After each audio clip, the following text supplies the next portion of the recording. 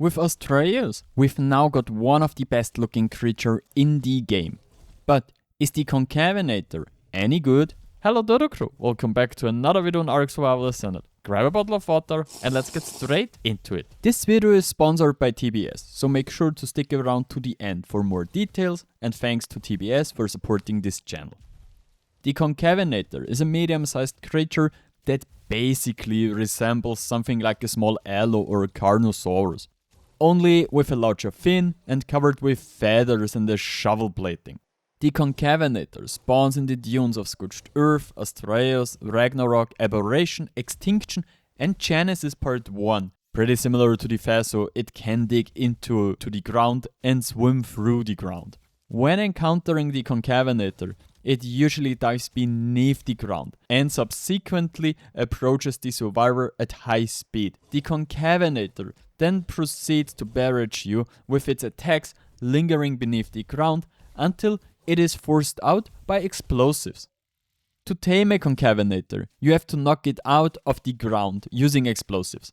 Weapons like the rocket launcher or the tech rifle work best. But if you use a rocket launcher, you should wear a relatively good armor, because you'll probably take damage when you hit the creature.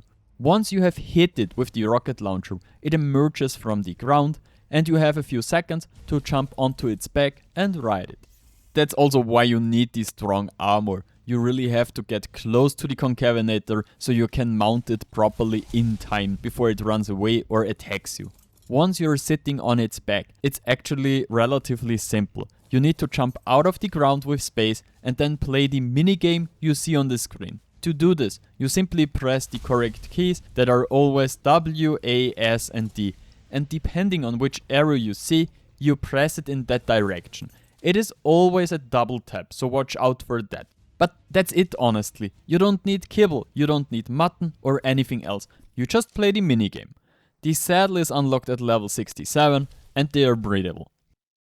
The Concavenator brings a couple new and pretty fun abilities to the game. Dust Clouds kicks up a bunch of dust clouds. You can do this while running and walking, and on hit it does a little bit of damage. When you run into one of those dust clouds, you will lose speed, stamina, oxygen and water, which makes you suffocate at some point if you stay in there too long.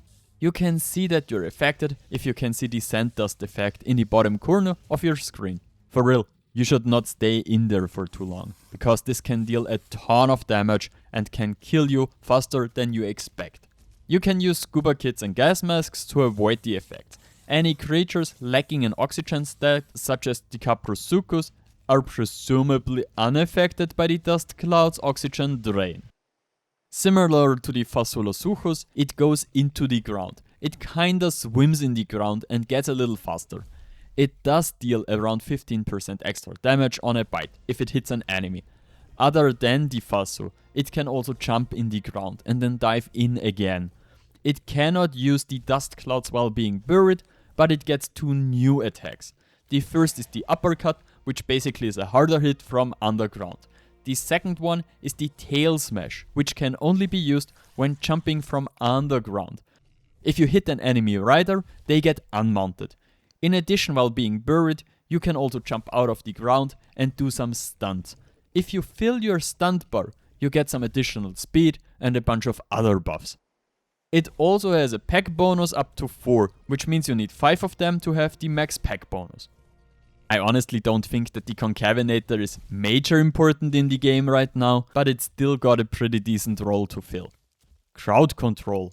With the Concavenator's dust clouds, it is really good at killing creatures and their riders with a hit and run tactic, which could make it really good if you have to fight against people on soakers, for example, because from now on they have to carry scuba kits with them. Is it any good? It is good. I like the idea and it has great utility. In PvP, it can be used to attack soakers and fight them, and I think crowd control is a great addition. Are you tired of playing alone on a dead server? Sick of lag, wipes and admins who never show up?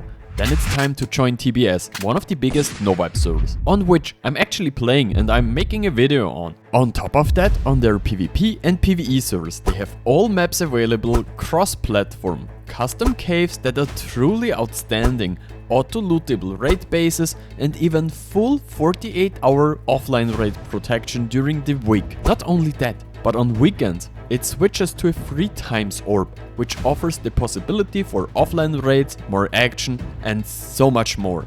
A maximum of 4 players per tribe is allowed, and there are cash prizes for the best tribes. Your starter kits and a bunch of other things are designed to help new players get started on these servers. And if you don't feel like defending your base at 3 AM in the morning, there are a bunch of other things that make it possible for players with jobs or normal lives to play. On top of that, if PvP isn't your thing, why not join one of their PvE servers? Use the code Frodo in the TBS store to get 10% off on your purchase. Join TBS Arc and I'll see you on the cluster. I hope you liked this video, and I'm thrilled to read if this video has helped you. Hit the like button, leave a comment below for the algorithm, and consider subbing to the channel. Alright, Frodo.